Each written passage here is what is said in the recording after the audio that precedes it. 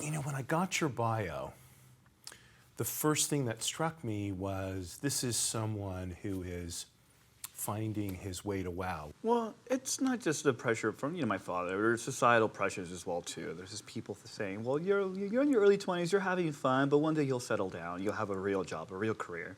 Which for me was always a slap in the face because I worked with people who were they were called lifers, people who are professional servers, professional bartenders. And I feel like they were just casted aside as like, oh, they failed in life, and now they just work in restaurants, which is ridiculous. Some of these people made more money than some of my friends who have degrees. And I was like, well, I can make a living out of this. But it was just one of those, how can I put it? One of those issues I just had to come to terms with and just be accepting of, my path. I realized, this is not the path I wanted to go down. I didn't want to study. I didn't want to do this. At first I wanted to have fun. I wanted to be happy. And being happy for me meant pursuing my interests and pursuing these different paths that just led me to different adventures. Who are you? And where are you going? What do you want? Together we'll find the ideal path on the Way to Wow Show with your host, Kevin Bemmel. So for our first episode in what is now our newly crowned studio here at Allendale's, we have something really special in store for you.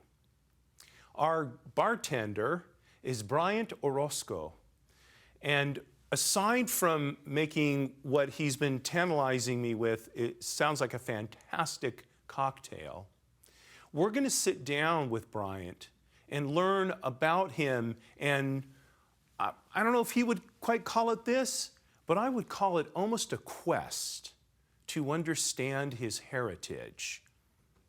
And I think that that's as relevant a way to wow as anything we've ever talked about. So I'm going to turn things over to Bryant. Well, thank you, Kevin. This cocktail we're going to be working on, I like to call the Tulum, which is a very tangy and tamarind-centric cocktail, utilizing mezcal, lime juice, curacao, and a tamarind syrup that's cold brewed and steeped overnight. So what we're going to do first is grab our shaker, and we're going to start off with 1 ounce of lime juice. Don't have the proper pouring vessel, but we'll make it work. 1 ounce of lime juice. We're going to do 1 ounce of our tamarind syrup, which is just going to be tamarind soaked overnight and made into a pulp, and then mixed in with some brown sugar simple syrup. We are going to do a 1/2 ounce of curacao, which is an orange liqueur. Cap back on that. And then we're going to do 1.5 ounces of any mezcal. Preferably you want to work with a mezcal that's not too smoky, but it has more of a medium smoke and a little sweetness to it. So we'll put that in there. To balance out the acidity, you don't want it to be too acidic. You don't want to lift the pucker up too much. You want to add a little pinch of salt to that. There we go. We'll grab some of our ice over here. We're going to place that into our small shaker.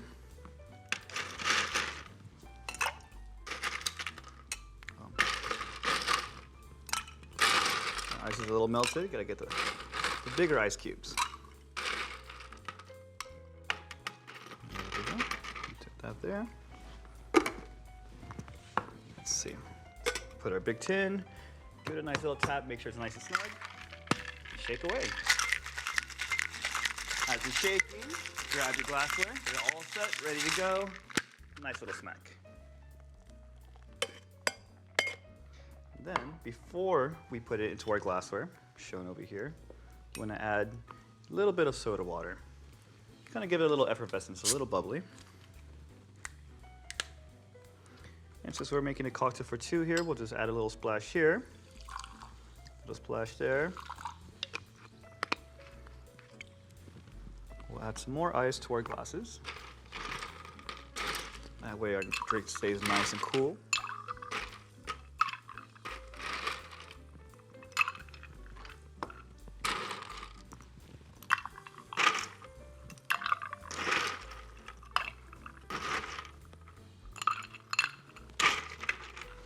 And then straight this guy out.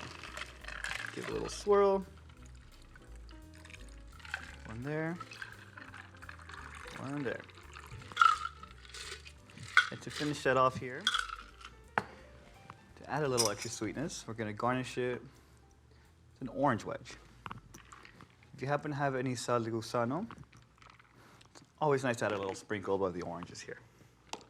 And there you go. It's your time in Tulum.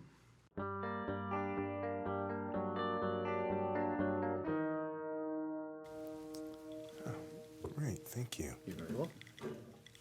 You know, Cheers. cheers.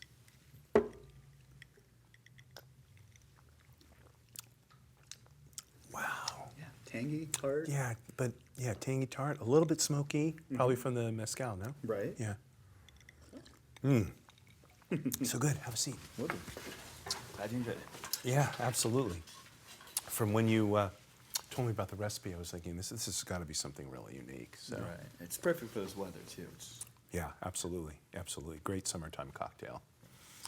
So, you know, when I got your bio, the first thing that struck me was this is someone who is finding his way to wow, which is, is the name of the show. Right. And I don't think it's, wow, what you want, who are you. It's not a destination. It's a journey. And it seemed to me that you are on a journey of discovery, self-discovery, but discovery of the things that interest you, that you have passion for. Normally I start out an interview by reading a bio, but rather than doing that, I thought just start out by having you tell us a little bit about your background, how you got to where you are today, because it's the sort of twists and turns your life has taken are really, I think, quite fascinating, and I think we can all use it as kind of an object lesson. So just why don't you tell us kind of in your own words, right? Where you started, where you've gone, where you're headed. Wow, well, where do I start? Well, I guess where I got to today, I'm born and raised in Long Beach, but I'm a first-generation son of immigrants from Mexico. And we were fortunate enough that my parents finally got their legal documents to travel back and forth to Mexico. And every summer, we would go to either my dad's hometown in Nayarit, the States. There were several cities and towns we would go to. But I do recall summers spending them in sugarcane fields, corn fields, agave fields, and running up and down those fields and being able to see where my family, my heritage came from. On my mom's side, they're located in northern Mexico, in the state of Sonora, which is south of Arizona. Very desertic, but as you go towards the mountains, there's a lot more cattle ranches, and that's where my other part of my heritage came from. Mm-hmm. So to be able to witness my family, herd cattle, be on horseback, and just see the beautiful landscapes of the desert and the mountains. I mean, it was just something. It instilled something in me as a child, and I've always retained that mentality. As coming back to the city and thinking, man, I wish I were back in the mountains or the desert, or the beaches. I'm sorry. You think of that kind of lifestyle as being something from 100 years ago, right? I mean, you see movies about the Old West or this or that, right? Right. I'm sure there's lots of people who live that way now, but they don't really come into our daily cognizance. So. Right. I mean, sure. I still visit family that still lives the same way. They retain the old. I don't want to say the old valleys, but the old styles of living, the old work, herding cattle, going off to the mountains, tending to the land, tending to their crops, and it's nice to be able to see that and still retain that connection with my family. For sure. So growing up after high school, I had the idea that I was supposed to go to college. I was supposed to receive a degree and be successful. It was something that was instilled in me, growing up, especially coming from immigrant parents. So I went to school, and the more I studied, the more I realized I did not like studying things that did not pertain to my interests. I figured I wanted to get into medical school because I was always told, you're going to be successful, you're going to be a doctor, you're going to be a lawyer, you have to be one of those things, right? And this is coming... You're sure you're not Jewish, right? You got to be a doctor, a lawyer. All I heard growing up was you have to be a doctor, a lawyer, accountant. All right. Yeah. And then especially being the oldest too, being the oldest son, it was always that mounting pressure where like you have to be successful. You also have to be the example for your younger brothers. So it was one of those things. Long story short, that didn't work out. But as I was aiming to go to medical school, I figured, you know what, I'm going to try to get my prereqs in biochemistry. I enjoyed the classes, I just did not like studying. Mm-hmm. So I would kind of read ahead, I would bounce around some chapters and not study for my exams, and I completely dropped out of that. And I figured, well, maybe I'll do something easier. I just want to make money right away. I'll get into nursing. Mm-hmm. So I took the prerequisites for nursing, took a course in microbiology, and at that time I was already working in their service industry, working with craft beers and wine, learning how to ferment, learning a little of the process and the history behind it. So with the last of my financial aid money, I bought brewing equipment and I dropped out of school. So I was like, oh, now I don't know what I'm doing, but I'm just going to work and I'm just going to keep on studying what I want to study. Mm-hmm. And as that progressed for a couple of years, I ended up finding myself behind different styles of bars, from craft beer bars to gastropubs to wine bars, and then got into cocktails, which started getting me into the realm of distillates. And I started studying distillates. I remember reading about tequila and mezcal, and I fairly recalled my grandmother talking about a type of mezcal that they used to make in northern Mexico, referred to bacanora. And I remember trying some with my uncles. It was a couple of drunken nights in Mexico. They would, after drinking beer all day, they would bring out this unmarked, unlabeled bottle from someone's pickup truck or from someone somewhere in the depths of someone's house. And I would drink this. I was like, oh my God, this is terrible. 15 years later, I was like, oh my God, this is amazing, So it's interesting how not just your interests change over time, but how your palate changes over time too. So to kind of put those interests, I was finding, just throughout my what would I call it? I guess my scholastic life, and dropping out of school to pursue just my interest in working several jobs here and there, I started figuring out, well, I do like learning about alcohol, but I also like learning about my family and my heritage. And to this day, I still keep on finding those connections between those two interests. So how is it that, you said, okay, college isn't for me, right? How did your parents respond to what I think they might have felt was kind of a rejection of their plan for you, and I think some parents even look at that as a rejection of themselves, right? It's like, well, you're our promise for the future. Oh, you've destroyed the future, right? How did your parents respond to that? They both reacted very differently. My mom, always very nurturing, very supportive. She's like, mijo, just keep on doing what you want to do, and you're going to find yourself eventually. And she was very supportive the entire way. My father, on the other hand, eventually he turned, the other way and was more supportive. But in the beginning, he was angry. He was just telling me, what are you doing with your life? You're wasting your life. You're just working these jobs at these Grammy bars, and you're working yourself to death, and you're drinking every night. It's like, first of all, I'm drinking every other night. And, it was just one of those things just to kind of keep on poking at him, just to kind of get a reaction out of him. But it was always one of those things, too, where I still bring it up to this day, where my father would tell me, everything you're doing regarding, your studies in alcohol, drinking is going to take you nowhere. So now when I find myself in the most remote regions of Mexico looking for mezcal or agave distillates, I like to send him a selfie in the middle of nowhere, and I'll just send him a little quote saying, drinking will take you nowhere. I still rub it in his face, but it's all in good humor now. And is that how you dealt with? Look, criticism from a father, right? It can be pretty tough. I mean, fathers they can be, with the finger kind of thing, directed. How did you, kind of keep your presence of mind, so to speak? You're be able to, continue doing what you're doing despite the kind of pressure that your father brought on you. Well, it's not just the pressure from my father. There's societal pressures as well too. There's just people saying, "Well, you're in your early 20s, you're having fun, but one day you'll settle down. You'll have a real job, a real career."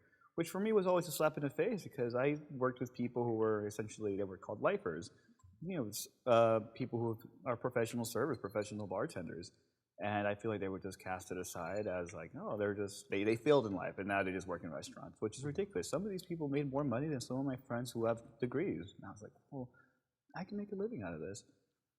But it was just one of those, how can I put it, one of those issues I just had to come to terms with and just be accepting of, my path. I realized, this is not the path I wanted to go down. I didn't want to study. I didn't want to do this. At first I wanted to have fun. I wanted to be happy. And being happy for me meant pursuing my interests and pursuing these different paths that just led me to different adventures. So you mentioned in the bio you sent me that you were like about to take your exams, and then you just decided, nope, I'm gonna do this other thing, and you actually didn't do your exams after studying for them and all that. What was the aha moment, or was there an aha moment that it suddenly hit you, I have to go in another direction. This is just not the right thing for me and for my life? Well, yeah, the exams you're referring to, I was actually taking my WSET, the Wine and Spirit Education Trust, which is I guess it's a prestigious piece of paper. In the end, it's just a piece of paper. But it was something I was doing to study more about wine. At one point, I worked fine dining, and I figured I wanted to go down the sommelier route. As we were studying wine, it was interesting to me because I got to learn about different cultures in different regions. We would learn about wines from France, from Italy, from Portugal, and each region we would spend a couple of weeks or days on a region. We would spend weeks on France, and I was already fully aware that there was wine growing in Mexico. So during one of our lectures on the New World, which I always kind of rejected that term in the world of wine, with the old world and new world, and I feel like it kind of gives an air of like classism and a class of status, where the old worlds were always the most prestigious wines, and new worlds were lands that were colonized by these old world countries. And when I asked about more information regarding Mexican wine, this master sommelier, there's only a handful here in California, just told me essentially, oh, yeah, it exists, it's not that good. And he would carry on for France or Italy or some other European country for a couple more weeks. And for me, I wasn't hurt, but I wasn't shocked. And I never like to make things about a racial issue, or I don't like to make it as I don't like to single myself out. I try to fit in with the crowd as much as possible. But that moment, I had this almost moment of clarity where I've always been a student to be sitting in the front of the class. I love taking notes. I love asking questions. And then as I turn around, I realize, well, there's me and one other person, the only people of color here in this classroom. And I'm taking all this time and spending all this money to learn about cultures that don't necessarily pertain to me. Maybe we were colonized by a couple of my ancestors were colonized by these people. So I'm like, you know what? I need to apply all this knowledge and figure something out. But there was just something bubbling in me. I don't know if it was anger. I don't know if it was curiosity. But after completing the course, and on the eve of my exam, and it was a really long exam, I studied my butt off. Index cards, notes. It was like being in college all over again. Right. I figured, you know what? This isn't for me. It doesn't resonate with me culturally. My mind is there. It's interesting, but it's not me. So one day to another, I didn't even think about it. I was in such an urge to go back to Mexico that I took my car, I took my backpack. I had probably 3 changes of clothes in a notebook, and I took off. I told my parents on the way back, on the way down to Mexico, hey guys, I'm going to be back in a week or two, maybe. And they were concerned because it was just kind of one of those things I just left out of the blue. Turns out a week or two ended up being 7 months. Wow. Yeah. I had to leave my car. I couldn't cross my car. I left everything in my car. And as I'm packing everything out, and I figured I was going to take a bus down south, I find my bag of bar tools. And I was like, oh, I forgot to take these out before I left. And as I'm having this moment, I was like, do I turn back? Do I go back home? I've been here for a couple of weeks, or do I keep on going down south? Took my backpack, took my bar tools, and that's all I had on my person for a couple of months. It's almost like an odyssey. Right. I mean, the sort of the classic voyage of discovery. Right. So what did you find? What did you find down there? Well, I found a lot of misery and despair within myself. I didn't realize I was going through a depression. And I think I was kind of escaping it, and I was utilizing this idea this notion of finding myself to kind of leave everything behind. It was very unprofessional of me, but given it was a different time in my life. But I left I think I had 2 jobs at a time. I left them without notice. I just told, hey guys, I'm sorry, I'm not coming back. It was something I probably would never do again. But I realized I was either escaping my old self or trying to find a path for myself. And as I'm going down there, trying to deal with my inner turmoils, I started finding more about myself. I started finding out that my family in northern Mexico used to make a type of mezcal. They used to make bacanora. So I started realizing, wow, this is something that runs in my blood. I should probably learn more about mezcal and more about agave distillates. And the further I went down south, and I went to my dad's side of the family, I found out that on that end, I believe that my great-grandparents were also involved in the world of tequila. And we're talking generations ago where they would load their mules with barrels and they would buy for tequila and sell to different cantinas. And I was like, wow, so on both sides of my family, this runs rampant. I found that very unique and interesting. So me being, the curious person, I started going online. I started looking for different agave distillates and seeing their origins and telling myself, you know what, I'm going to go to this town and I'm going to try to locate or source this distillate. Or I'm going to go to this state. I'll see what happens. And for a good while, I relied on intuition. I didn't have a game plan. I didn't have anything. I just had my life savings, which I was quickly dwindling. And I was like, I have no idea what I'm doing. I'm spending all this money, but I'm just going down the rabbit hole. I'm going to see where life takes me. And it was just following intuition for a while. So, so this is my question, and unfortunately we're running out of time. So it's gone way too fast. Can you boil down for us 1 or 2 principles that you live your life by? I know I'm putting you on the spot here. 1 or 2 principles that you live your life by now that keep you out of that sort of sad, dark place and keep you optimistic for the future? If I really had to boil it down, the first one for me is just remain curious. Pursue the curiosity. It's going to bug you forever, and I don't want to be on my deathbed knowing that I left something unanswered in my life. And the second thing I could probably say is, if you're not having fun, stop doing it. Do something else that makes you happy. So stay curious, have fun. And with those 2 together, you'll, to use the language of the show, you'll find your way to wow, or you'll find your path to wow. Wonderful. Bryant, thank you so much. Thanks so much, Kevin. Fascinating story. Thank you. I learned something really important from talking to Bryant, and that is when you're with someone who's on his way to wow, there's a peacefulness about the person. Even when Bryant was talking about times in his life where he was agitated or upset, still there was this aura of peace about him because he's on his journey and he knows it's the journey he wants to be taking. Let's remember the advice that Bryant gave us. First of all, be curious and stay curious. Maybe you can't make your curiosity your profession right now. Pursue it as a hobby. But what you find interesting, find some way to engage in it. And have fun. I mean, life gives us lots and lots of opportunities to be sad, to be upset. Let's find the times to have fun, and let's make that part of our way to wow. Courage at all times, my friends. Marie, you are still my belle, darling.